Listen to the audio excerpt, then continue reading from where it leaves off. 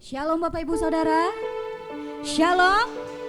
Kurang bersemangat memuji Tuhan. Yang bersemangat memuji Tuhan, lambaikan tanganmu. Shalom. Wah, yang di depan ini kayaknya belum melambaikan tangan. Shalom. Haleluya. Bersemangat memuji Tuhan pagi hari ini Bapak Ibu Saudara. Haleluya. Yang datang mencintai Tuhan pada pagi hari ini, boleh saya undang kita untuk bangkit berdiri. Berikan salam kanan kirimu. Katakan shalom, apa kabar? Tuhan Yesus mencintai kamu. Haleluya. Haleluya. Haleluya, puji Tuhan. Haleluya, kita bersyukur pagi hari ini kita dipertemukan Tuhan kembali bersama saudara seiman kita di tempat ini untuk datang memuji-muji Tuhan, mengagungkan Tuhan, bahkan mendengarkan firman Tuhan pada pagi hari ini. Haleluya. Haleluya. Sebelum kita masuk dalam ibadah kita, mari kita bersatu di dalam doa. Segala puji dan segala syukur hanya bagi Tuhan Yesus Kristus, Raja kami yang kami sembah dalam segala keadaan. Kami mau tetap katakan syukur kami, terima kasih kami kepada Tuhan. Sebab Tuhan, kami tahu Engkau Yesus tahu segalanya yang terbaik dalam hidup kami. Pagi hari ini kami rindu anak-anak Tuhan, jemaat-Mu, sidang jemaat GBI Tanah Merah yang hadir di tempat ini, rindu memuliakan Tuhan. Kami rindu memuji-muji Tuhan. Biarlah Engkau urapi kami Tuhan, mulai dari ujung rambut sampai ujung kaki kami. Engkau yang berkuasa mengurapi dengan minyak kudus-Mu Tuhan. Bahkan ketika kami datang tadi dari pintu dan kami masuk duduk di tempat kami masing-masing, kami sudah dikuasai oleh Tuhan. Kami tetap dalam hadirat Tuhan. Akan ada kuasa-kuasa kesembuhan, kuasa-kuasa kelepasan, segala sesuatu yang luar biasa dari Tuhan terjadi di tempat ini di dalam nama Yesus Kristus. Karena Tuhan yang kami sembah adalah Tuhan yang luar biasa, Raja segala raja yang berkuasa selama-lamanya atas hidup kami. Oleh sebab itu kami mau tetap katakan, kami mau bersemangat memuji Tuhan apapun yang terjadi dalam hidup kami. Karena kami percaya Allah yang luar biasa, Yesus Kristus Tuhan hadir di dalam hidup kami, yang memberikan damai sejahtera, yang memberikan kuasa di dalam nama Yesus. Engkau urapi, Engkau hadir mulai saat ini sampai akhir ibadah kami. Nama-Mu yang ditinggikan, Yesus Kristus Tuhan, yang siap dan yang mau ready melompat-lompat bagi Tuhan Yesus. Katakan amin. Haleluya. Haleluya. Kami mau cinta Engkau Tuhan selamanya. Sekalipun apapun yang terjadi dalam hidup kami, kami tidak akan lepaskan iman kami kepada Engkau Yesus. Kami cinta dan kami meninggikan nama-Mu Tuhan. Haleluya. Oh, terima kasih Yesus. Mari kita angkat pujian ini.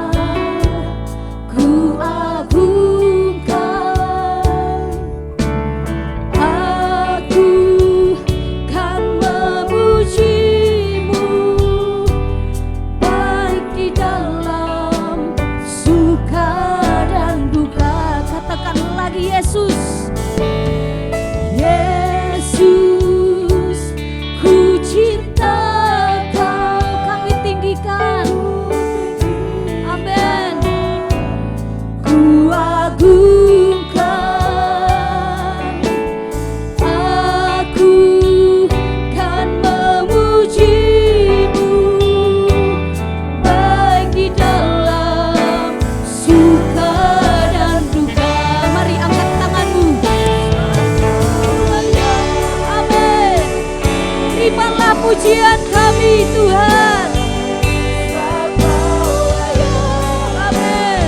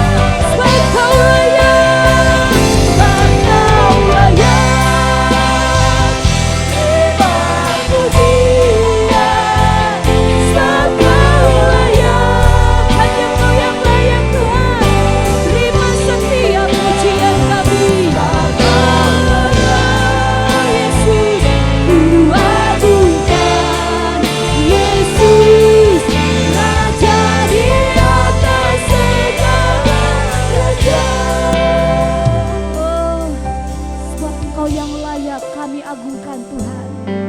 Sebab hanya Kau yang layak kami tinggikan. Biarlah setiap kami yang datang memuji Tuhan di pagi hari ini, kami mau bebaskan roh kami. Apapun yang membuat, yang menghimpit semangat kami memuji Tuhan, yang membuat kami lemah dalam iman kami, dalam setiap kekuatan kami mau memandang Kau Tuhan. Apapun yang terjadi, Engkaulah Tuhan yang luar biasa, yang menjadikan segala sesuatunya itu untuk kebaikan bagi setiap kami. Oleh sebab itu, kami mau sungguh-sungguh datang lagi memuji Tuhan. Haleluya. Katakan dengan lembut, haleluya. Sebab Kau layak terima pujian, amin. Sebab Kau layak terima pujian, sebab Kau layak ku agungkan Yesus Raja. Saya rindu jemaat saja katakan sebab Kau layak. Jemaat, angkat kedua tanganmu, katakan kepada Tuhan syukurmu. Oh, terima kasih Tuhan. Yes, haleluya. Yes, Yesus. Haleluya. Sama-sama katakan sebab Kau layak. Oh, Kau yang layak Tuhan. Terimalah pujian kami, terimalah sembah kami. Oh, ku agungkan Yesus. Oh, sebab Kau yang layak Yesus.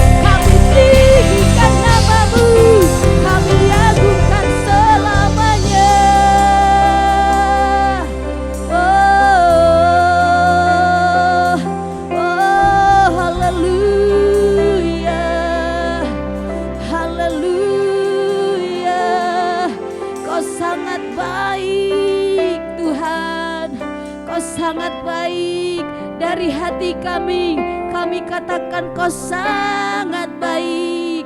Kau beri kami kekuatan Tuhan, kau beri kami kesempatan memuji-Mu.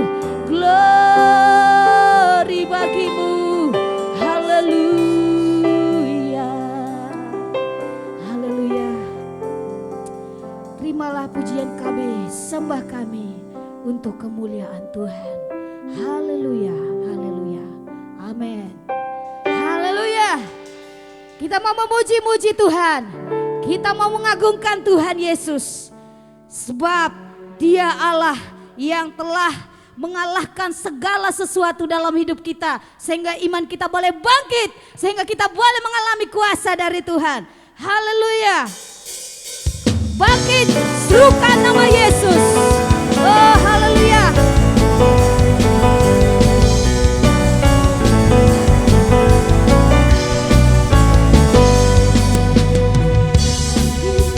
Serukan nama Yesus. Mari maju.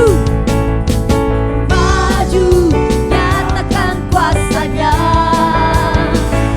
Kita buat iblis gemetar, kalahkan tipu dayanya.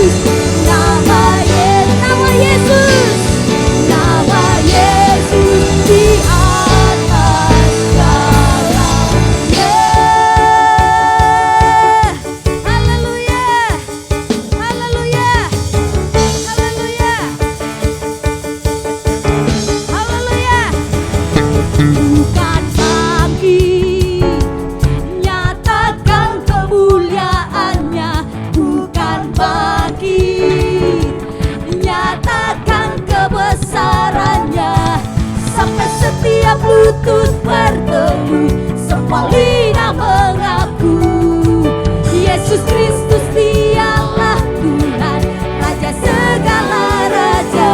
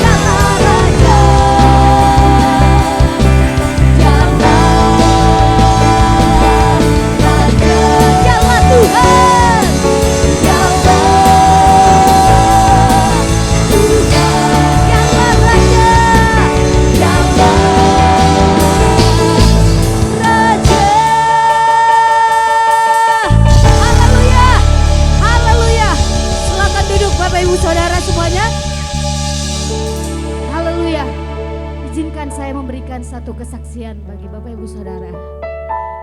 Mungkin silahkan duduk. Pernah saya satu kali kesaksian di dalam doa malam, di mana kami, saya nggak tahu, Tuhan mengingatkan saya untuk menyaksikan ini. Kenapa saya sangat diizinkan Tuhan, diingatkan Tuhan untuk saya membawakan pujian ini? Dia mengingatkan ke dalam diri saya juga, dan dia mengingatkan saya harus bersaksi hari ini. Saya tidak tahu, tapi saya harus menyaksikan ini.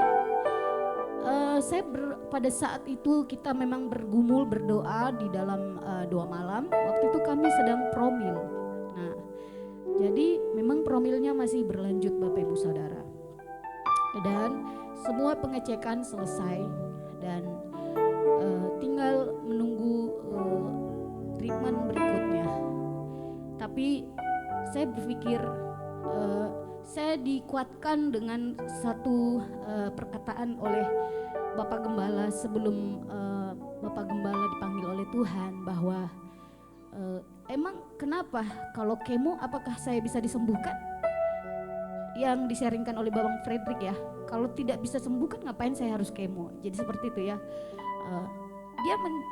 Dia bersikeras tentang kuasa Tuhan lebih besar dari semuanya gitu. Jadi saya tiba-tiba ketika itu kita sudah memang promil dan berjalan seperti biasanya, dan saya stop di bulan Juni akhir ya. Saya stop karena kebetulan pada hari itu bos saya pergi ke ibadah haji selama 1 bulan lebih, jadi saya tidak bisa kosong di kantor. Jadi saya harus bantu pekerjaan beliau.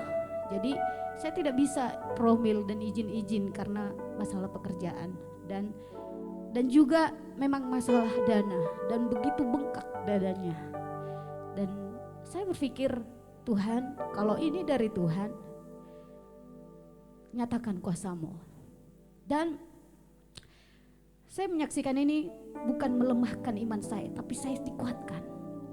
Jadi pada saat bulan meninggalnya Bapak Gembala, bulan Agustus, saya telat haid. Kemudian saya tidak tahu kenapa seminggu. Kemudian saya telat haid seminggu, saya telat haid 2 minggu. Seminggu setelah haid saya cek tes pack negatif, tidak positif. Saya tidak tahu, tapi Tuhan yang bekerja. Kemudian saya tidak, sebenarnya saya anti tes pack karena saya tuh tidak suka dengan tes pack, karena tes pack itu suka mempengaruhi pikiran saya untuk memikirkan yang tidak baik. Artinya jadi tidak percaya dengan kuasa Tuhan gitu. Tapi sebenarnya tidak salah Bapak Ibu Saudara menggunakan tes pack. Itu bagus, baik. Tapi setelah itu saya tidak berani ngecek ke dokter. Sampai hari ini saya tidak berani ngecek dokter. Tapi saya hanya bilang, Tuhan, kalau Kau belum mengizinkan aku untuk menerima keturunan dari Tuhan, izinkan aku tetap sehat. Dan aku izinkan aku tetap melayani Tuhan. Sekalipun Tuhan tidak menjawab doaku, sekalipun Tuhan menutup kandunganku, aku percaya Engkau Allah yang baik. Aku percaya Yesus itu adalah Tuhan yang tidak pernah meninggalkan kita Bapak Ibu Saudara. Saya percaya, saya menyaksikan ini bukan karena saya sedih, tapi saya mengucap syukur Tuhan membangkitkan iman saya melalui suami saya yang selalu memberikan saya semangat bahwa tujuan pernikahan bukan keturunan saja Bapak Ibu Saudara. Keturunan itu adalah hadiah dari Tuhan. Jadi kalau ada dari saudara kita, ada keluarga kita yang belum memiliki keturunan, jangan dicap tidak baik. Karena Tuhan mengizinkan perkara itu terjadi dalam hidupnya untuk satu hal yang luar biasa yang Tuhan mau katakan kemahakuasaannya atas hidupnya. Dan saya percaya sampai hari ini walaupun saya telat haid dan saya tidak tahu saya negatif atau positif, saya serahkan semuanya sama Tuhan Yesus. Karena saya percaya setiap iman orang yang percaya kepada Yesus Kristus tidak akan pernah dipermalukan. Dan saya akan tetap pegang teguh. Apapun yang Tuhan izinkan dalam hidup saya, itu semua untuk kemuliaan Tuhan. Dan Bapak Ibu Saudara tetap berdoa bagi saya juga. Karena saya adalah manusia biasa, saya juga butuh kekuatan doa, dukungan doa, dan supaya saya tetap terus bersemangat memuji Tuhan. Dan kita semua yang hadir di tempat ini, saya diingatkan Tuhan, apapun pergumulanmu hari-hari ini, apapun tantangan yang hebat dalam hidupmu hari-hari ini, Tuhan ingatkan kepada saya hari ini, seperti Tuhan mengizinkan perkara ini dalam hidup saya, jangan lengah. Tetap berikat pinggangkan kebenaran firman Tuhan. Tetap mengandalkan kepada Tuhan. Karena bagi Tuhan tidak ada yang mustahil. Amin. Haleluya. Berikan kemuliaan bagi Tuhan Yesus. Kita akan masuk dalam firman Tuhan. Haleluya. Bapa, Engkau selalu mengasihi kami. Engkau Bapa yang mengasihi.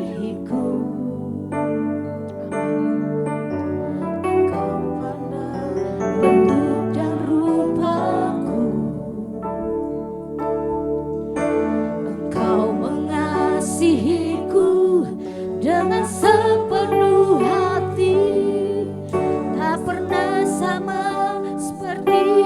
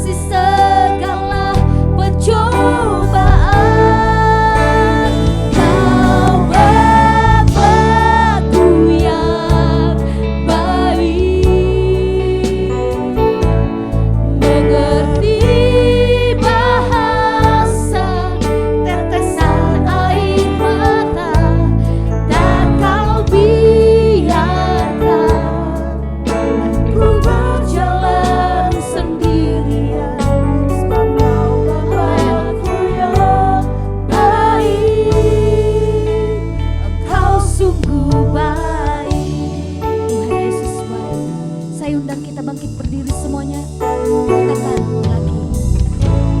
Kau Bapa yang mengasihiku, yes Tuhan.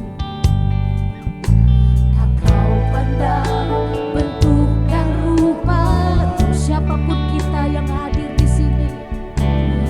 Kau mengasihiku dengan sepenuh hati, tak pernah sama seperti dunia ini. Kau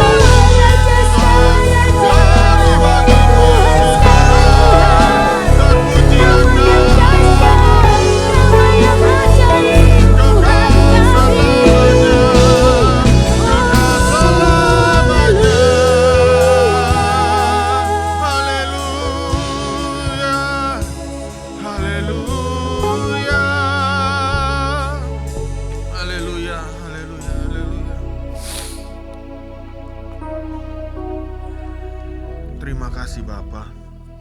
Sungguh besar Engkau Tuhan.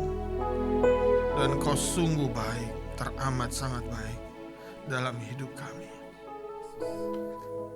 Terima kasih untuk rahmat-Mu yang selalu baru setiap pagi, setiap hari. Kami boleh bangun pagi hari ini.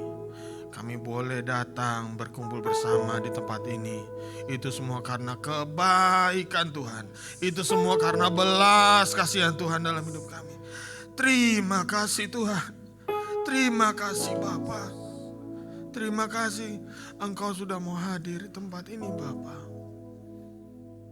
Terima kasih Tuhan Yesus. Bapa, kami mau masuk lebih dalam lagi Tuhan. Kami mau menikmati roti hidup-Mu Bapa. Bapa, kenyangkan kami dengan roti hidup-Mu Bapa. Berbicaralah kepada kami Tuhan. Sapalah kami Tuhan melalui firman-Mu Bapa. Biarlah Engkau pimpin dari awal pertengahan hingga akhirnya Bapa. Kiranya hikmat marifat-Mu turun atas kami Tuhan. Biarlah tidak ada satupun umat-Mu di tempat ini yang pulang tidak membawa berkat. Semua harus pulang membawa berkat Tuhan daripada-Mu Bapa. Terima kasih Tuhan Yesus yang baik. Terima kasih Tuhan. Bapa, ketika kami mau mendengarkan firman-Mu, ada satu oknum yang tidak senang, yaitu iblis, yang mencoba mengkacaukan ibadah kami, mengacaukan pemberitaan firman Tuhan. Kami mau bersatu hati di dalam nama Tuhan Yesus. Kami patahkan kuasanya. Darah Yesus berkuasa. Setiap kuasa-kuasa kegelapan mencoba mengganggu hati kami, pikiran kami tolak dalam nama Yesus. Engkau tidak punya tempat di gereja ini. Terima kasih Bapa. Terima kasih Tuhan. Taburkan benih firman-Mu Tuhan di dalam tanah hati kami Tuhan. Biarlah tanah hati kami seperti tanah yang gembur Tuhan, siap ditaburi oleh benih firman-Mu Tuhan. Bicaralah Tuhan, bicaralah kepada kami masing-masing Bapa. Urapi hamba-Mu yang tidak ada apa-apanya Tuhan, sembunyikan di balik kuasa salib-Mu Bapa. Biarlah Engkau yang terlebih besar Tuhan. Terima kasih Tuhan. Kami siap menerima firman-Mu di dalam nama Tuhan Yesus Kristus. Sama-sama kita katakan amin.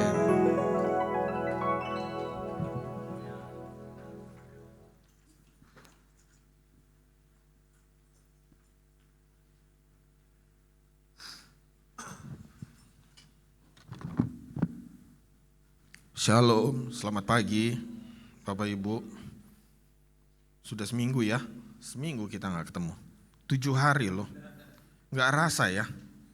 Tiba-tiba kita ketemu lagi. Cepat sekali rasanya waktu ini bergulir Bapak Ibu. Saya sempat kemarin lihat-lihat di Facebook saya, ada wajah anak saya masih bayi.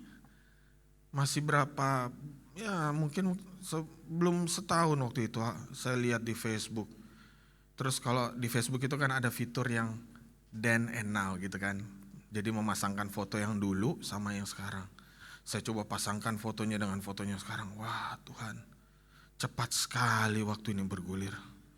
Nggak rasa kalau saya ngaca di cermin.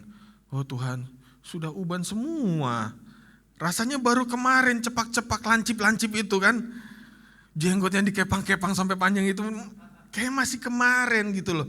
Sekarang udah penuh uban, haleluya, puji Tuhan. Itu tandanya artinya Bapak Ibu. Waktu kita tidak bisa berhentikan. Artinya apa? Sebentar lagi Tuhan Yesus datang. Biarlah kita tetap mempersiapkan diri kita. Sungguh-sungguh, haleluya, amin. Puji Tuhan. Salam dalam rahmat cinta kasih Tuhan buat Bapak Ibu Saudara sekalian yang sudah hadir minggu pagi hari ini di tanggal berapa ini? 25 Agustus 2024. Yang dimana hari ini kita boleh bersekutu kembali di pagi hari indah karena kasih dan kuasanya. Haleluya. Khotbah pagi hari ini akan terambil dari 1 Petrus 1 ayat 13 sampai 25. 1 Petrus 1 ayat 13 sampai 25. Kalau Bapak Ibu suka mungkin Bapak Ibu suka mencatat-catat, judul khotbahnya menjaga hidup pengikut Kristus. Puji Tuhan, saya akan bacakan Bapak Ibu, konsentrasi ya benar-benar ya dengan Alkitabnya, dengan aplikasi Alkitab di HP, di tab, dimanapun itu, konsentrasi ya. Saya akan bacakan mewakili dan biarlah setiap kata per kata itu bisa berdengung di dalam pikiran kita. Amin. Haleluya. Demikian bunyi firman Tuhan. Sebab itu siapkanlah akal budimu. Waspadalah dan letakkanlah pengharapanmu seluruhnya atas kasih karunia yang dianugerahkan kepadamu pada waktu penyataan Yesus Kristus. Hiduplah sebagai anak-anak yang taat dan jangan turuti hawa nafsu yang menguasai kamu pada waktu kebodohanmu. Tetapi hendaklah kamu menjadi kudus di dalam seluruh hidupmu sama seperti Dia yang kudus yang telah memanggil kamu. Sebab ada tertulis, kuduslah kamu sebab aku kudus. Amin. Bapak Ibu saudara-saudariku yang dikasihi Tuhan, sungguh ini adalah sebuah nats yang luar biasa. Kenapa saya katakan luar biasa selain ini firman Tuhan? Tapi kalau Bapak Ibu cermati kitab 1 Petrus, 2 Petrus, itu ditulis oleh seorang rasul namanya Rasul Petrus. Kenapa semakin menjadi luar biasanya Bapak Ibu? Masih ingat peristiwa Petrus waktu masih jadi murid statusnya ya. Kalau ini kan sudah jadi rasul, jadi murid. Bagaimana sebenarnya latar belakangnya hanya seorang nelayan Bapak Ibu. Bukan mau merendahkan nelayan Bapak Ibu. Tetapi yang harus dipelajari seorang nelayan berbeda dengan seorang Farisi. Seorang nelayan yang mempelajari bagaimana cara menangkap ikan. That's it. Seorang nelayan harus mempelajari kemana arah mata angin. Itu aja. Dan yang jelas dia harus belajar berenang ya Bapak Ibu. Kasihan kalau nelayan gak bisa berenang. Suatu saat kepleset dari perahu, game over. Jadi surat ini adalah suatu bukti bahwa penyertaan Tuhan itu luar biasa. Petrus yang tidak mengenyam pendidikan formil, bisa Tuhan pakai lebih dahsyat. Kalau kita tahu Rasul Paulus dipakai Tuhan begitu dahsyat. Tetapi bukan meremehkan juga, tetapi ya maaf kata tanda kutip, ya wajar. Dia belajar dari sebuah sekolah teologi Farisi. Gurunya pun gak main-main mentornya. Yang namanya Gamaliel, seorang guru terkemuka di kalangan Yahudi dan Farisi. Dan dikatakan Paulus itu diajari secara teliti. Artinya apa? Dididik secara khusus oleh Gamaliel. Makanya ketika dia bertobat dari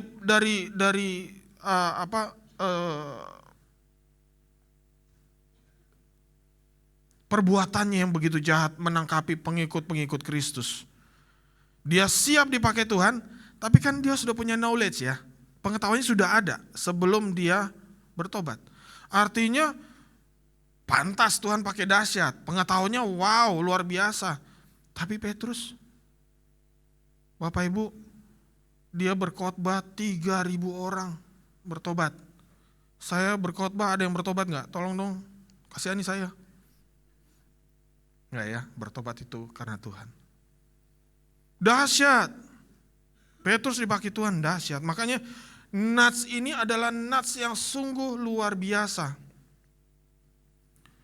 Nats ini ditulis memang oleh ide Petrus atau pewahyuan kepada Petrus, tetapi Bapak Ibu ini sekedar info ya. Yang menulis kitab Petrus ini adalah rekan sepelayanannya namanya Silvanus atau Silvanus. Dialah yang menulis. Jadi Petrus mendiktekan firman yang diterima dari Tuhan, Silvanus yang menulis. Jadilah kitab ini.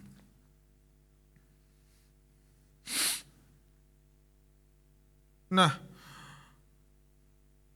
dalam nats perikop sebelumnya, Rasul Petrus itu memuji para jemaat pendatang, Bapak Ibu. Kalau Bapak buka lagi Alkitabnya ke perikop sebelumnya di awal-awal pasal 1 Kita lihat di ayat 1-nya. Dari Petrus, Rasul Yesus Kristus kepada orang-orang pendatang yang tersebar di Pontus, Galatia, Kapadokia, Asia Kecil, dan Bitinia. Dan Bapak Ibu, Rasul Petrus dipanggil untuk melayani banyak orang dan semua tidak terkecuali. Tapi Tuhan pakai dia dipanggil untuk melayani mayoritas orang Yahudi. Dan kurang lebih orang-orang ini adalah orang-orang Yahudi atau orang-orang yang memeluk Judaism. Tahu Judaism ya? Agama Yahudi, Abrahamaik. Nah, kalau dikatakan orang-orang pendatang ini sebenarnya bisa disamakan dengan orang-orang perantau, Bapak Ibu. Saya mau lihat siapa yang perantau di sini. Sama nih orang Israel. Ini kayak orang Israel nih, apalagi tuh yang di sudut tuh baju hitam tuh, orang Israel tuh kayak gitu. Yahudi tuh kayaknya tuh.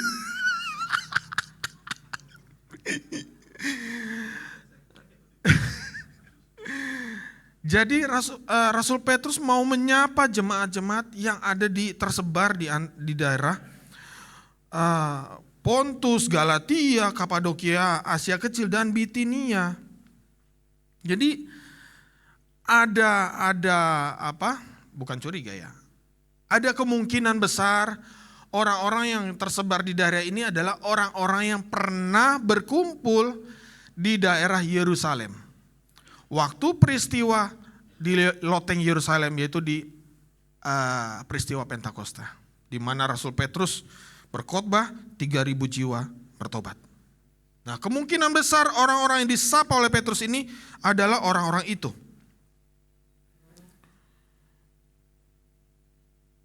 Jadi dalam nats perikop sebelumnya Rasul Petrus memuji para jemaat perantauan. Ini saya mau katakan perantauan. Yang oleh imannya tetap terpelihara di dalam kekuatan Allah walaupun mengalami berbagai-bagai kesulitan. Mereka mengalami banyak kesulitan, Bapak Ibu. Saya sering beberapa kali berkhotbah dan saya menyampaikan ketika era zaman kerajaan Romawi itu kekristenan sangat menderita. Mereka dihajar, mereka ditindas, mereka dianggap minoritas. Mungkin bisa dikatakan hyper minority mungkin. Bisa jadi. Karena mereka sangat dikucilkan, sangat tidak boleh melakukan apa-apa, sangat ditindas jika mempraktekkan iman mereka. Tetapi Petrus memuji mereka karena mereka tetap beriman menjadi pengikut Kristus di zaman yang sulit itu. Nah, karena itulah Rasul Petrus berkata bahwa mereka harus terus siap siaga sampai penyataan atau pengungkapan Tuhan Yesus, yaitu hidup menaati firman Allah, tidak menaati hawa nafsu, dan mempunyai kehidupan yang kudus. Singkatnya, Rasul Petrus mengharapkan jemaat ini untuk hidup terus-menerus dalam ketaatan kekudusan. Nah, sebagaimana Rasul Petrus mengingatkan para jemaat pendatang atau perantau di zaman itu, demikian juga kita ini, para perantau-perantau. Perantau ada dua jenis kalau menurut saya, perantau beneran sama kita sebagai manusia ini hanya sementara di dunia ini, Bapak Ibu. Kita semua ngantri dapat daftar antrian. Kita cuma belum tahu aja nomornya berapa. Bapak Gembala sudah senang-senang di sana. Oh, kopi Gembala di sana beredar. Tenang aja itu. Dia jalan pagi paling cepat dia di sana. Oh, udah enak sekali. Tinggal kita nih. Kapan nih nomor antrian kita? Kita nggak tahu ya, Bapak Ibu. Kita ini adalah pendatang di bumi ini. Kita ini sebenarnya naturnya adalah makhluk sorga. Kita adalah ciptaan Bapa di sorga. Jadi natur kita sebenarnya bukan dari bumi ini. Ini hanya tempat persinggahan. Ini hanya kemah. Kalau firman Tuhan katakan ada sebutkan itu tubuh kita ini hanya kemah. Kemah Bapak Ibu. Kalau kemah itu nggak sama dengan bangunan. Ya kan? Kalau kemah kapanpun mau pergi itu tinggal dibongkar. Begitu juga seperti kita. Kita ini hanya perantau. Bahkan saya percaya bapak-bapak, ibu-ibu perantau di tempat ini sudah merasakan berkat Tuhan luar biasa, amin. Saya mau dikatakan perantau juga saya bukan perantau, menurut saya ya. Orang saya lahir di Cilacap, bapak dinas dari Cilacap, Semarang. Semarang ke Bandung, ke Bandung ke Manado, Manado ke Makassar, dari Makassar Jakarta. Saya tinggal di Jakarta, Bapak Gembala pindah ke Surabaya. Jadi saya ini perantau terpaksa Bapak Ibu. Terpaksa merantau ceritanya. Dan belum pernah lihat Cilacap. Aduh capek deh. Puji Tuhan udah pernah ke Pahae. Puji Tuhan, haleluya.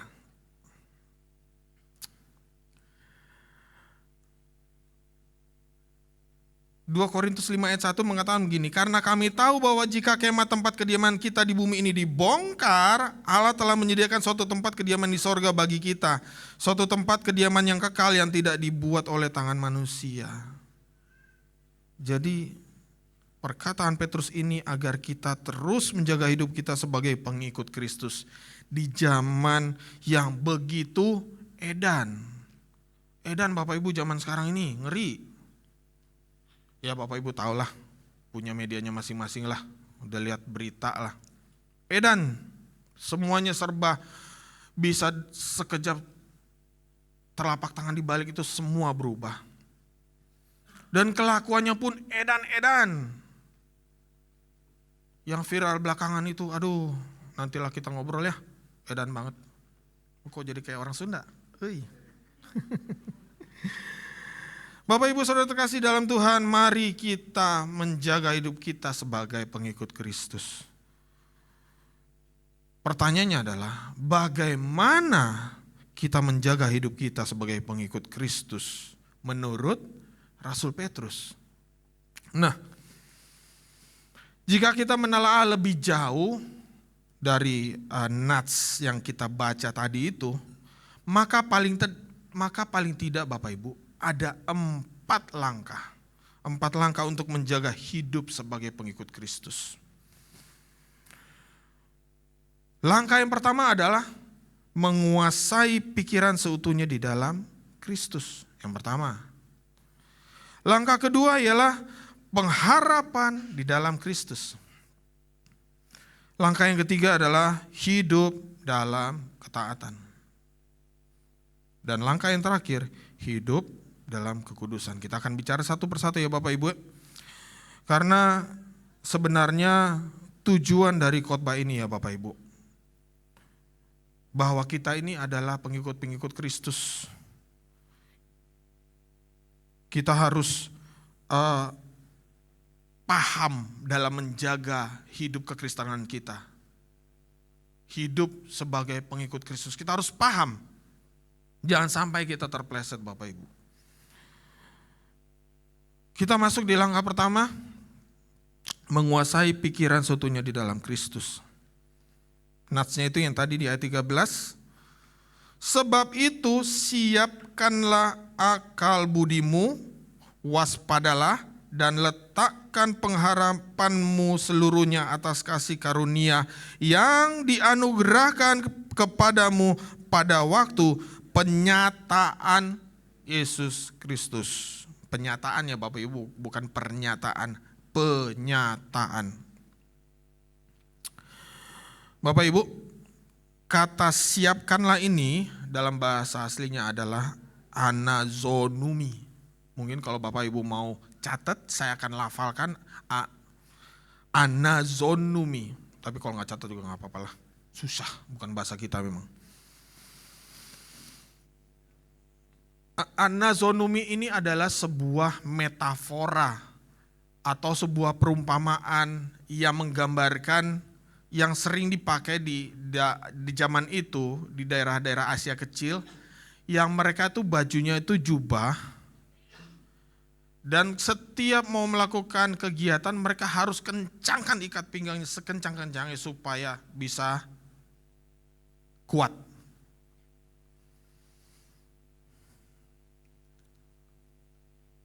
Kemudian yang kedua, Itu kita tahan dulu ya, siapkanlah itu. Yang kedua, akal budi. Di situ ya, siapkanlah akal budimu. Akal budi ini dalam bahasa aslinya ialah dianoia, yang artinya adalah pikiran sebagai kemampuan untuk memahami perasaan dan keinginan. Dan kata waspadalah, nah ini kata waspadalah, kalau di dalam terjemahan lain, Alkitab Bahasa Indonesia diterjemahkan sebagai berjaga-jagalah. Dalam bahasa aslinya disebut nevo, yang artinya adalah kuasai dirimu, atau artinya tetap sadar. Jadi menurut Rasul Petrus, Bapak Ibu, langkah pertama dalam menjaga hidup sebagai pengikut Kristus ialah kita harus menguasai pikiran dan perasaan hati kita seutuhnya. Bapak Ibu, pikiran dan hati atau perasaan itu ibarat kata 11-12. Bisa saling mempengaruhi, bisa kompak saling dukung.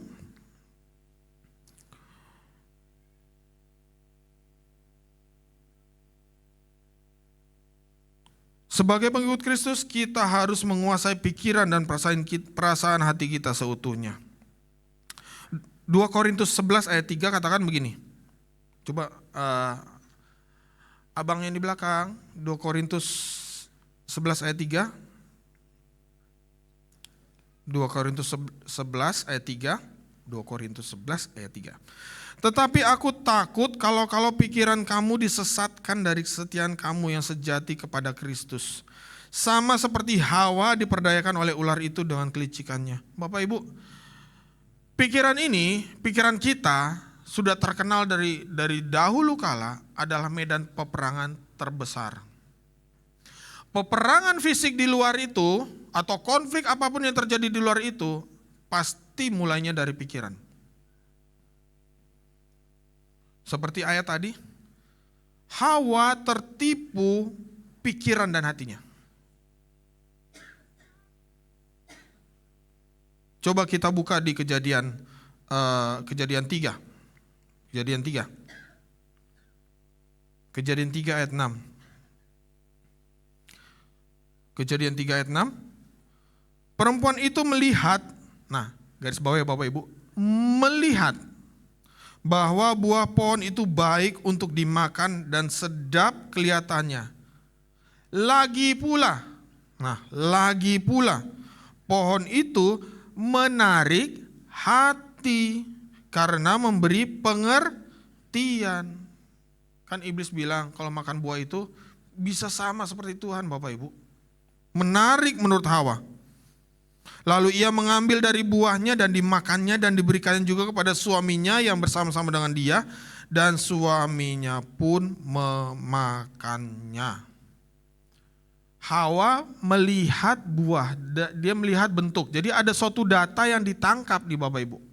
Masuk dari matanya, diproses dalam pikirannya, dan apa Alkitab katakan? Lagi pula. Jadi seakan-akan seperti bersamaan, hati itu pun langsung connect gitu, langsung, wih, iya ya, bagus bentuknya, khasiatnya, tokcer.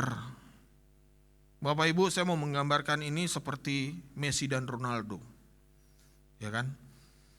Kita tahulah pada abad ini pesepak bola terhebat itu hanya dua itu aja lah. Ganti-gantian itu, kalau nggak Ronaldo, Messi Ronaldo sampai bosan lah. Tapi belum pernah mereka main berdua Bapak Ibu, satu klub atau satu tim. Tapi bisa dibayangkan kalau mereka bermain di satu tim, di dalam waktu prime mereka, waktu kejayaan mereka. Messi yang punya umpan-umpan, ya ampun itu. Kalau kata reporter TVRI, ya ampun, kan gitu. Bola bisa mau kemana dia bisa alirkan. Dan saya bayangkan ketika dua orang ini berada dalam satu tim, Ketika Messi memberikan umpan yang luar biasa yang tidak terduga. Kemudian disambut Ronaldo dengan sepakannya yang keras. Wow. Nah saya bayangkan pikiran dan perasaan ini seperti Messi dan Ronaldo Bapak Ibu. Persis. Hati bisa memberikan suatu asis yang luar biasa kepada pikiran. Dan ketika pikiran pun setuju, sudah jadi barang itu, ya kan? Kalau kata orang bilang, sudah jadi barang itu. Langsung dieksekusi kan? Yang on-nya lagi Adam dengan enak datang, dapat buah ya? Oke deh, boleh dikasih. Hop.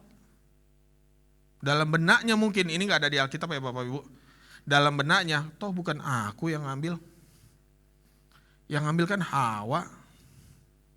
Padahal Bapak Ibu, kalau kita baca Alkitab, firman yang turun mengenai tidak boleh dimakan buah itu adalah pertama-tama kepada Adam.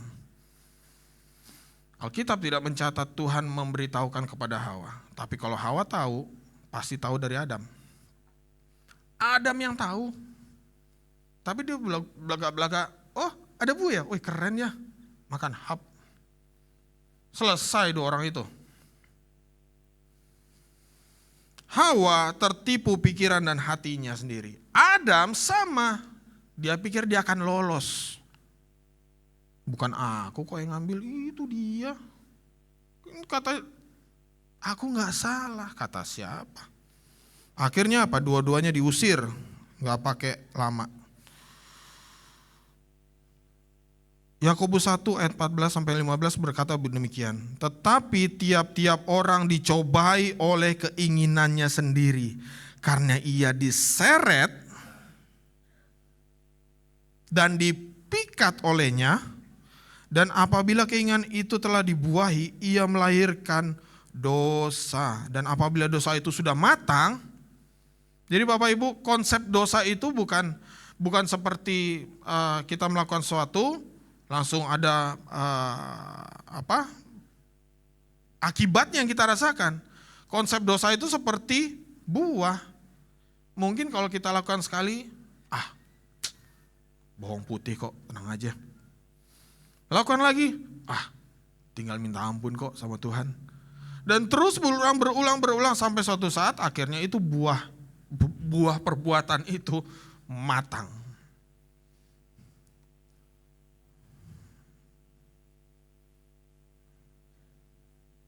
Dan apabila dosa itu sudah matang, ia melahirkan maut Bapak Ibu. Maut, gak main-main. Maut. Pikiran dan hati itu juga saya bisa analogikan seperti dokumen dan stempel Bapak Ibu. Kalau tadi kan Messi sama Ronaldo ya. Saya bisa gambarkan seperti dokumen sama stempel. Sebuah dokumen tidak akan sah kalau gak ada stempel. Sebuah dokumen itu gak akan keluar sampai ke tujuannya kalau tidak ada stempel. Begitu juga dengan perasaan dan hati kita. Jadi Bapak Ibu, hati-hati dengan pikiran dan hati kita. Dahulu kala Ibu Gembala sering kalau saya dimarahi zaman dulu ya, selalu dia bilang, jangan sampai tertipu hatimu. Jangan mau ditipu hatimu. Jangan mau ditipu perasaanmu. Setelah itu saya baru ngeh, oh iya ya. Ternyata benar kata Yeremia 17 ayat 9 itu. Betapa liciknya hati. Ya kan? Lebih licik daripada segala sesuatu. Hatinya sudah membatu, siapakah yang dapat mengetahuinya? Hati itu sangat licik Bapak Ibu. Kita tidak bisa percaya sepenuhnya dengan hati kita. Kalau orang dewasa ini, zaman sekarang ini, seluruh dunia berkata, ikuti kata hatimu. Kalau engkau merasa perempuan, ya engkau perempuan. Lah gimana? Lu lanang, lu cowok. Terus kalau merasa aku nih cuma merasa Bapak Ibu, hari gini, hati-hati. Perasaan itu bisa menipu. Hati kita bisa dimanfaatkan setan untuk menyesatkan kita. Kita tidak bisa menyandarkan penilaian kita kepada hati semata. Karena apa? Rentan Bapak Ibu. Kalau kita nggak mood, kalau kita eksekusi penilaian kita berdasarkan hati, kalau kita mood kita berubah gimana? Hari ini gue mood, wah ini orang benar-benar hebat, luar biasa. Besok nggak mood, ada mungkin salah tidur kah di rumah ya kan, bangun aduh itu sakit. Akhirnya seharian kesel ngelihat orang, wah nggak bener nih orang. Wah nggak bener nih orang. Hati terlalu rentan Bapak Ibu. Terkadang juga hati ini hanya menilai secara subjektif. Favoritism. Kalau aku suka, I say yes. Kalau aku nggak suka, I say no. Subjektif. Bukan kata orang, kata hatiku sendiri. Sampai kita nggak mau dengar nasihat orang lain.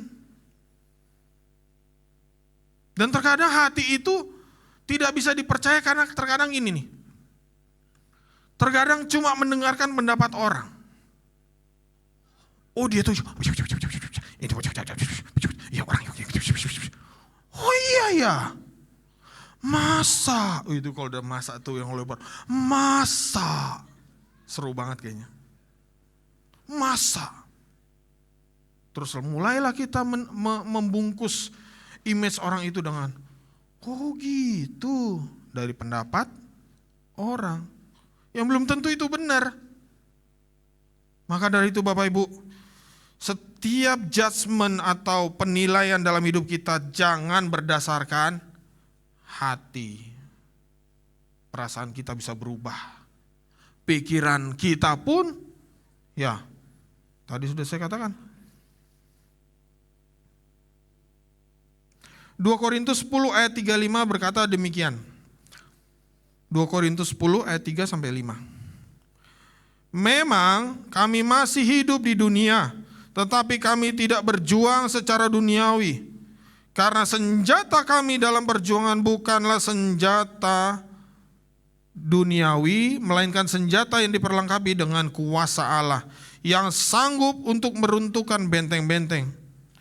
Kami mematahkan setiap siasat orang dan merubuhkan setiap kubu yang dibangun oleh keangkuhan manusia untuk menentang pengenalan akan Allah. Kami menawan segala pikiran dan menaklukkannya kepada Kristus. Ini kiat dari Rasul Paulus Bapak Ibu. Menjembatani bahwa musuh kita bukanlah darah dan daging. Kalau saya pernah sampaikan di sini Bapak Ibu. Musuh kita tuh bukan orang-orang menyebalkan. Bukan orang yang nikam kita dari belakang. Bukan orang yang suka mengganggu pikiran kita. Bukan. Tapi roh-roh jahat yang memanfaatkan mereka. Itu yang harus kita perangi. Bukan orangnya Bapak Ibu. Itu yang harus kita perangi. Jadi Rasul Paulus di Efesus ini memberikan kiat bahwa kita bisa menaklukkan setan-setan yang menguasai orang-orang yang mengganggu kita. Dalam nama Yesus aku taklukkan pikiran si Anu di bawah kaki Kristus. Dia bisa bertobat, dia bisa berubah dalam nama Yesus. Tetapi Bapak Ibu, sebelum kita menaklukkan pikiran orang, kita harus menaklukkan pikiran sendiri. Bagaimana kita ngusik-ngusik pikirannya orang, tapi kita nggak mau merubah pikiran kita sendiri. Hendaklah kamu dalam hidupmu bersama menaruh pikiran dan perasaan yang terdapat juga dalam Kristus Yesus. Itu Filipi 2:5. Pikiran dan hati kita harus selaras dengan pikiran dan hati Kristus. Di dalam kebenaran firman Tuhan. Haleluya. Kita lanjut ke langkah yang kedua. Langkah kedua adalah pengharapan di dalam Kristus. Kita lihat juga tadi natsnya di 1 Petrus 1 ayat 13. Sebab itu siapkanlah akal budimu, waspada dan letakkan pengharapan seluruhnya atas kasih karunia yang dianugerahkan kepadamu pada waktu penyataan Yesus Kristus. Letakkanlah pengharapanmu, pengharapanku hanya Yesus saja. Letakkanlah pengharapanmu seluruhnya atas kasih karunia yang dianugerahkan kepadamu pada waktu penyataan Yesus Kristus. Sebagai pengikut Kristus, harapan kita, harapan siapa? Apa sih harapan? Bukan harapan indah ya.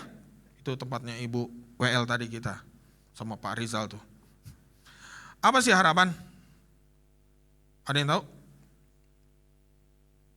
Oke, saya anggap Bapak Ibu tahu, tapi saya yang sok tahu lah.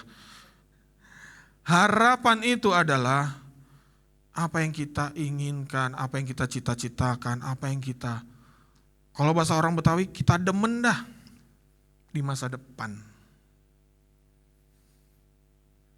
Harapan ialah sesuatu yang kita inginkan terjadi dalam hidup kita di masa depan. Mengapa pengharapan di dalam Kristus merupakan tempat yang tepat? Alasannya karena hanya pengharapan di dalam Kristuslah yang menghasilkan keselamatan. Hanya pengharapan di dalam Kristus, Bapak Ibu, kita bisa selamat. Enggak di tempat lain. Enggak di kepercayaan lain. Sebab kita diselamatkan dalam pengharapan. Itu Roma 8 ayat 24a. Dan barang siapa percaya kepada Tuhan, ia tidak akan dihukum. Yohanes 3 ayat 18. Barang siapa percaya kepada Tuhan, kita tidak dihukum. Kita selamat. Barang siapa tidak percaya, ia telah berada di bawah hukuman, sebab ia tidak percaya dalam nama Anak Tunggal Allah. Dan keselamatan tidak ada di dalam siapapun juga selain di dalam Dia. Itu Kisah Para Rasul 4 ayat 12. Sebab di bawah kolong langit tidak ada nama lain yang diberikan kepada manusia yang olehnya kita dapat diselamatkan. Makanya ketika kalimat Akulah jalan, kebenaran dan hidup, tidak satu pun dapat sampai kepada Bapa kalau tidak melalui Yesus Kristus. Itulah yang menjadi pengharapan kita. Bapak Ibu di sini percaya sama Tuhan Yesus? Kita berada di track yang tepat. Kita tinggal terus jalani hidup kita baik-baik bersama Tuhan. Hanya pengharapan di dalam Kristuslah yang dapat memberi kita jaminan pemulihan hubungan dengan Bapa di sorga. Hanya harapan di dalam Kristus. Bapak Ibu, ketika manusia jatuh ke dalam dosa, Adam dan Hawa jatuh ke dalam dosa, hubungan Allah dengan manusia koyak, kalau kata orang Medan, koyak, rusak. Padahal tadinya tuh intim. Bayangin Bapak Ibu, manusia diciptakan dari nafas hidung Allah. Bayangkan, kurang intim apa itu? Dia hembuskan nafasnya sendiri untuk menciptakan manusia. Makanya manusia menjadi makhluk paling dikasihinya, paling dicintainya. Malaikat jatuh dalam dosa, dia tidak repot-repot datang ke bumi ini. Manusia jatuh ke dalam dosa, dia rancangkan sedemikian rupa pemberitahuannya di dalam perjanjian lama dan digenapi di perjanjian baru. Demi siapa? Demi kita. Begitu cintanya dia kepada kita. Maka dari Bapak Ibu, pengharapan kita harus ada di tempat yang tepat. Harus ada di tempat yang tepat.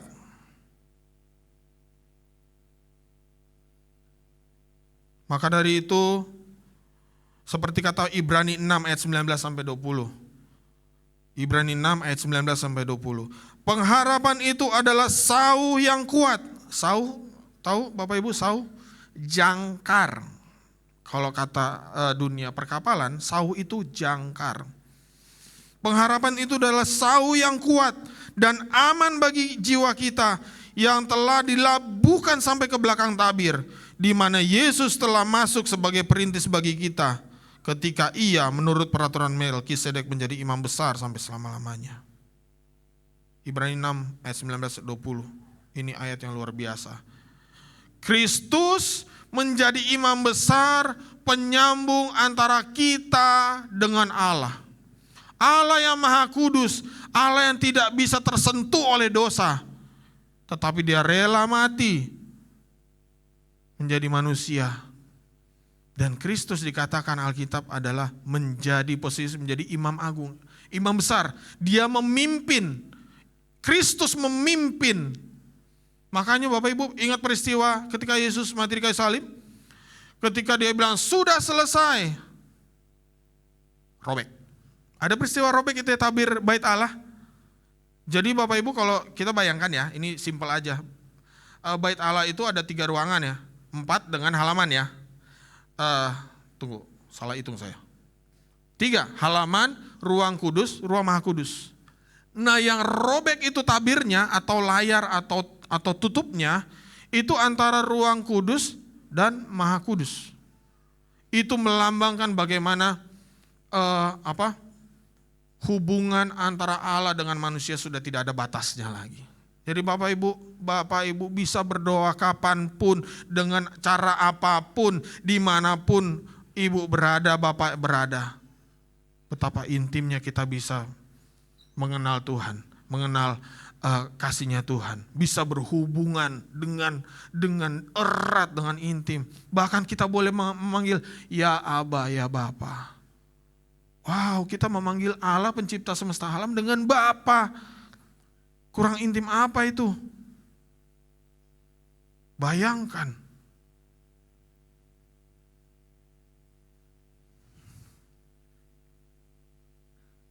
Jadi Bapak Ibu, di langkah yang kedua tadi, pengharapan di dalam Kristus sebagai pengikut Kristus adalah mutlak.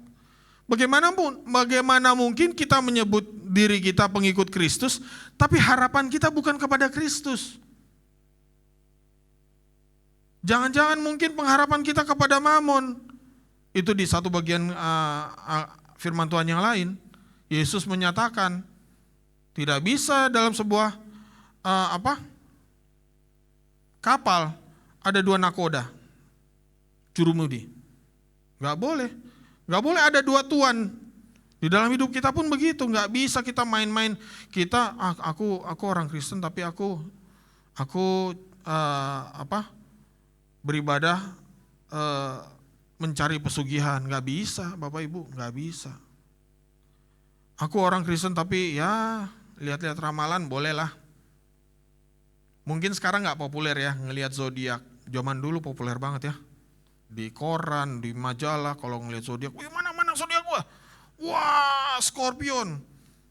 Hati-hati nanti ada yang tusuk dari belakang. Oh ya? Bapak Ibu, kita tidak bisa menaruh harapan seutuhnya kepada Tuhan kalau kita masih memperhatikan ilah lain. Amin. Mari kita taruhkan harapan sepenuhnya di dalam Tuhan, karena kita adalah pengikut Kristus Bapak Ibu. Langkah yang ketiga, hidup dalam ketaatan. 1 Petrus 1 ayat 14, hiduplah sebagai anak-anak yang taat dan jangan turuti hawa nafsu yang menguasai kamu pada waktu kebodohanmu. Tanda bahwa seseorang itu adalah pengikut Kristus yang sejati ialah ketaatan. Mengapa harus taat? Karena Kristus pun taat sampai mati Bapak Ibu. Filipi 2 ayat 8 katakan begini, Filipi 2 ayat 8. Dan dalam keadaan sebagai manusia ia telah merendahkan dirinya dan taat sampai mati. Bahkan sampai mati di kayu salib. Kristus taat sampai akhir. Walaupun dalam kemanusiaan dagingnya di Getsemani dia katakan, Bapa kalau boleh lalukan cawan ini daripadaku. Lalukan cawan ini. Artinya kalau boleh Tuhan, aku gak mati di kayu salib. Tetapi dia mau taat, dia tahu rancangan yang benar. Dia taat, tetapi biarlah kehendakmu yang jadi. Waktu kita bergumul untuk Pak Gembala. Kita semua benar-benar berdoa dengan kuat untuk kesembuhan Pak Gembala. Dan saya harap kita harus bicarakan tentang doa berantai ini ya Bapak Ibu, jangan sampai hilang, karena ini salah satu legacy atau warisan peristiwa dari Bapak Gembala. Ketika doa, ya tanda kutip sebenarnya sepertinya seakan-akan doa kita nggak dijawab. Seakan-akan kita sudah bergumul sedemikian rupa, tetapi jawaban Tuhan ternyata berbeda. Satu yang harus kita ingat, tetap kita harus taat.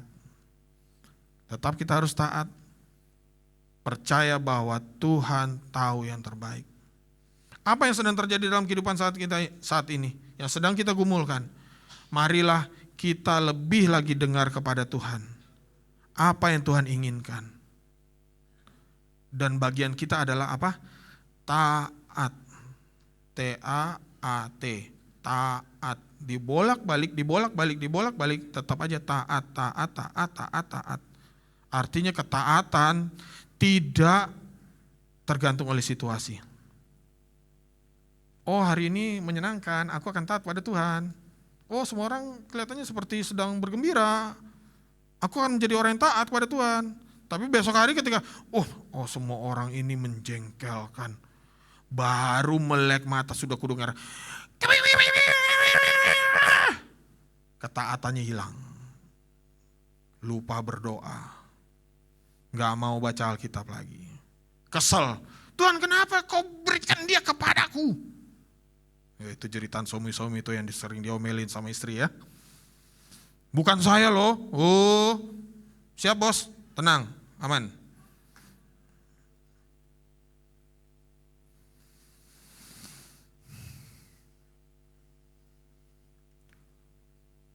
Kita harus hidup dalam ketaatan. Baru kita bisa dikatakan pengikut Kristus yang sejati. Bukan abal-abal. Bukan hanya sekedar KTP. Bukan hanya sekedar apa? Kapal selam. Bukan lagi apa istilahnya yang kalau nongolnya Natal sama Paskah doang. Apa itu namanya? Kristen napas. Natal, Paskah.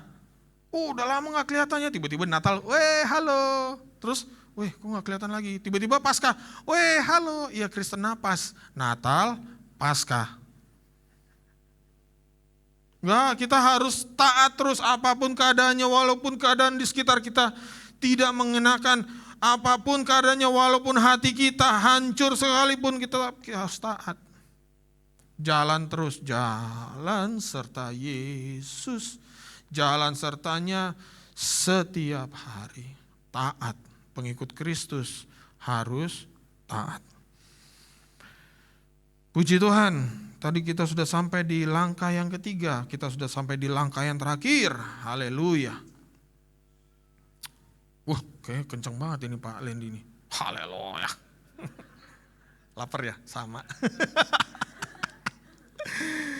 1 Petrus 1 ayat 15 sampai 16. Ya, langkah keempat adalah hidup dalam kekudusan.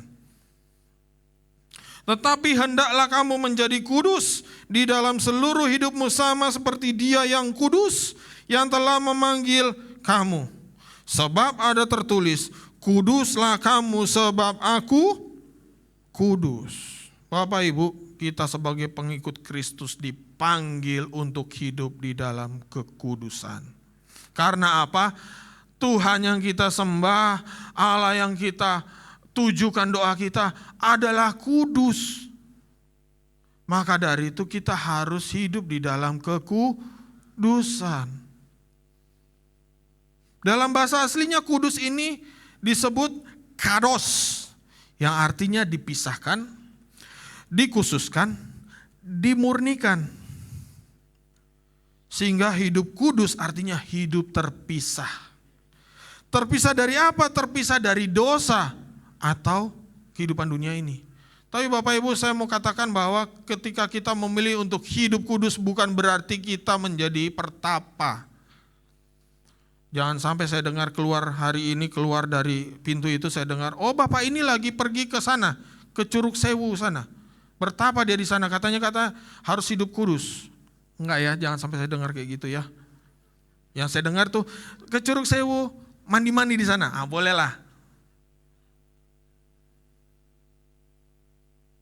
Hidup kekudusan adalah mutlak bagi pengikut Kristus.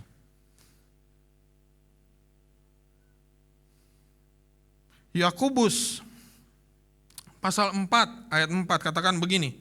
Hai kamu orang-orang yang tidak setia, tidakkah kamu tahu bahwa persahabatan dengan dunia adalah permusuhan dengan Allah? Jadi barang siapa hendak menjadi sahabat dunia ini, ia menjadikan dirinya musuh Allah. Bapak Ibu, tidak ada dunia di antaranya.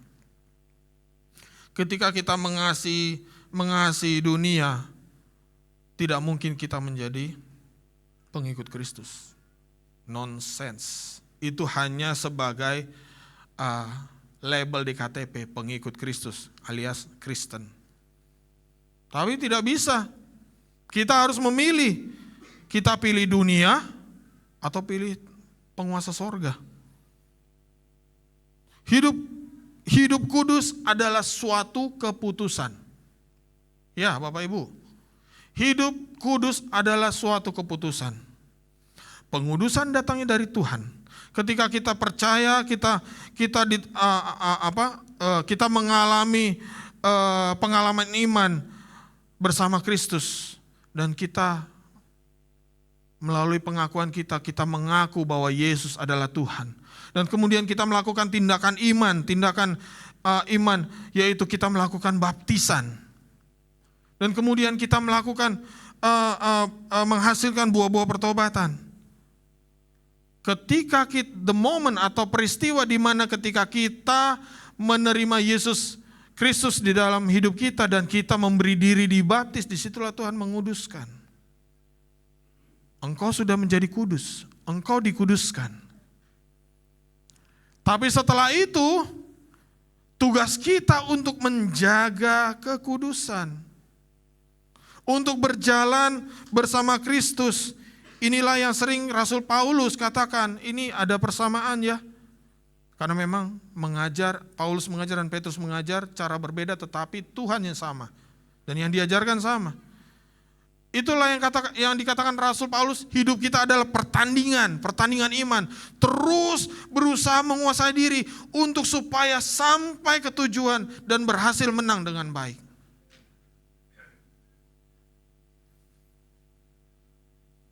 Demikianlah Rasul Petrus menyemangati kita. Kita sebagai pengikut Kristus, biarlah kita menjaga hidup kekudusan. Jadi hidup kudus adalah mutlak. Jadi Bapak Ibu, saudara yang dikasihi Tuhan, bagaimana kita menjaga hidup kita sebagai pengikut Kristus menurut Rasul Petrus? Masih ingat? Kalau ada yang punya catatan boleh ngebet dikit. Ada? Bisa? Kalau ada yang bisa nanti ditraktir Pak Jabat. Ini seperti kayak, Tuhan, ini aku utus dia. Langkah pertama, menguasai pikiran seutuhnya di dalam Kristus. Pengikut Kristus harus bisa menguasai pikiran, menyerahkan pikiran seutuhnya kepada Kristus. Langkah kedua, pengharapan di dalam Kristus. Bagaimana mungkin kita mengaku pengikut Kristus tapi harapan kita bukan kepada Kristus? Kita serahkan harapan kita kepada Kristus. Karena Dia yang tahu masa depan kita. Dia tahu hidup kita sampai di mana. Kita selesainya seperti apa, Dia tahu. Mari kita serahkan pengharapan kita di dalam Kristus. Langkah yang ketiga, hidup dalam ketaatan. Gak mungkin kita bisa mengaku, saya pengikut Kristus, tapi kita gak taat. Hoi, jangan ngarap. Ya, jangan ngarap. Kalau kita mau jadi pengikut Kristus yang sejati, kita harus taat. T-A-A-T, dibolak-balik tetap sama. Keadaan apapun pengikut Kristus harus tetap hidup dalam ketaatan. Langkah yang keempat, hidup dalam kekudusan. Nah, ini mutlak Bapak Ibu, pengikut Kristus harus menjaga kekudusan. Ya. Dalam menjaga kekudusan itu kita harus bangun hubungan yang intim dengan Tuhan. Kadang-kadang kalau doa fajar saya lomba-lombaan sama Pak Lendi nih. Bangun pagi-pagian. Pas penyalain, udah ada nih orang, nggak tidur nih kayaknya nih. Saya harus bangun lebih pagi dari dia nih. Kita harus hidup dalam kekudusan. Dengan memelihara hati dan jiwa kita dengan firman Tuhan. Firman Tuhan akan menguduskan hari demi hari, hari demi hari, saat demi saat.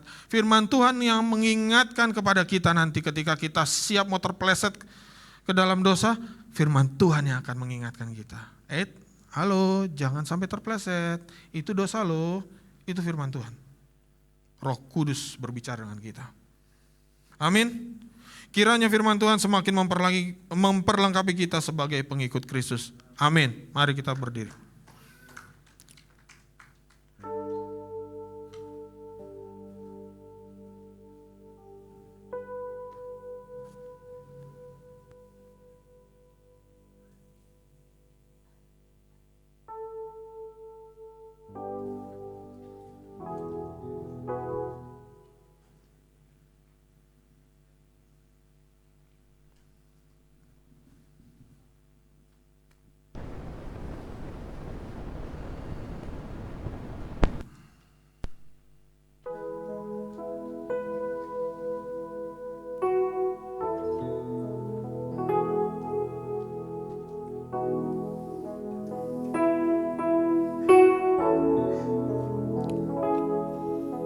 Haleluya.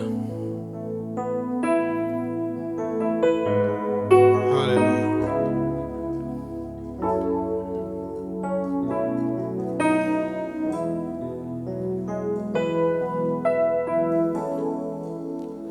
Dia sungguh indah, Dia Yesus.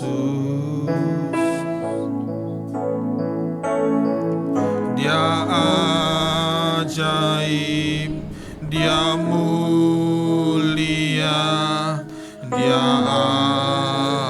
agung, Dia cinta daku, Dia cinta daku, dan ampuniku.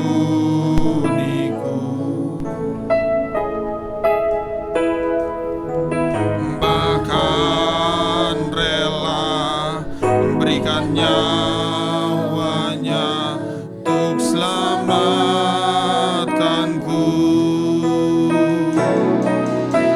Sambutlah Yesus,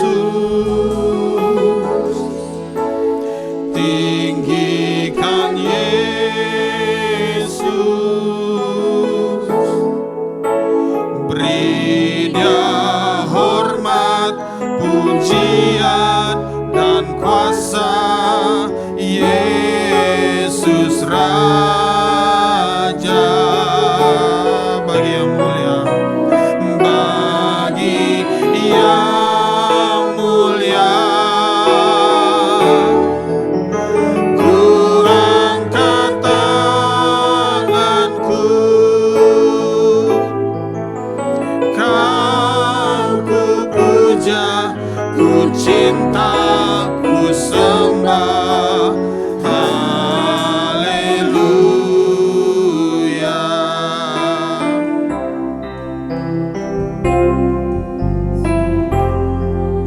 Indah Dia Yesus,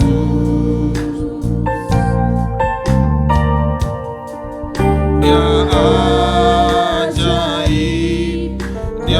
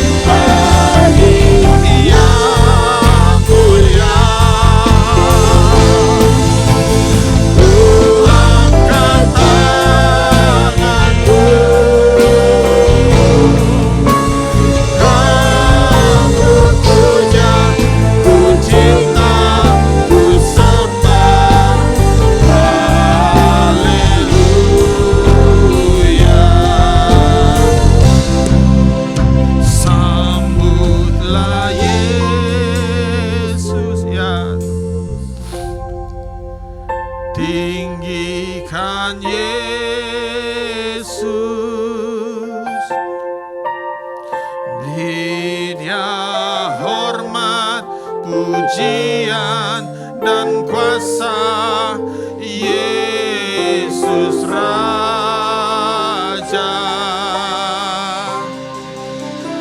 Bagi Yang mulia,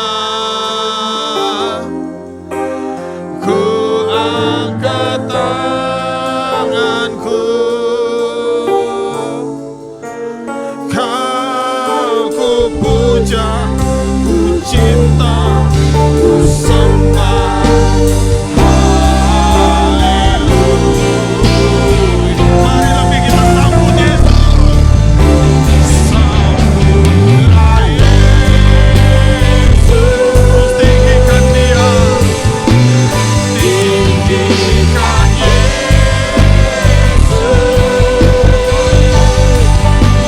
Beri Dia hormat, pujian dan kuasa, Yesus Raja.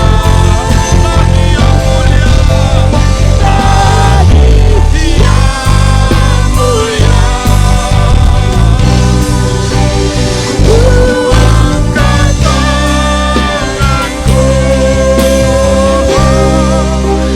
Kau ku puja, ku cinta, ku sembah. Haleluya, Kau puja, Kau ku puja, ku cinta, ku sembah.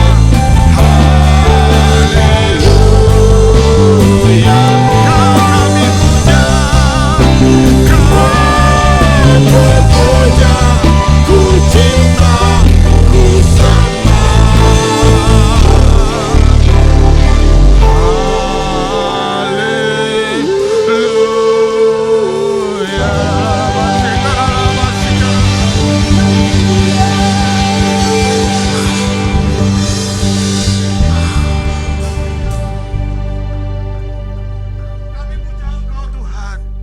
Kami puja Engkau Tuhan. Kami mau mengikuti Engkau Tuhan. Kami mau jadi pengikut Kristus yang sejati. Tolong kami Tuhan. Tolong kami Bapa. Supaya apa yang kami lakukan berkenan di hadapan Tuhan. Supaya kami boleh nanti di akhir hidup kami Engkau pandang kami sebagai hamba yang baik. Terima kasih Bapa. Ini hidup kami. Kami mau menjadi pengikut Kristus yang real. Terima kasih Bapa, terima kasih Tuhan Yesus. Terima kasih untuk firman-Mu yang sudah Tuhan sampaikan bagi kami. Biarlah Tuhan semakin Kau tambah-tambahkan pengertian kami, masing-masing kami Tuhan. Benih firman-Mu sudah ditaburkan, biarlah semakin Tuhan tumbuhan rohani itu, yaitu iman kami, pengharapan kami, dan kasih kami semakin berkembang Tuhan. Kami boleh menghasilkan buah yang harum dan manis di hadapan-Mu Tuhan. 9 rasa itu Tuhan dalam buah roh itu Tuhan, biarlah tercermin dalam hidup kami Tuhan. Sehingga ketika orang melihat kami, ketika dunia ini melihat kami, mereka akan tercengang dan mereka boleh berkata, Yesuslah Tuhan.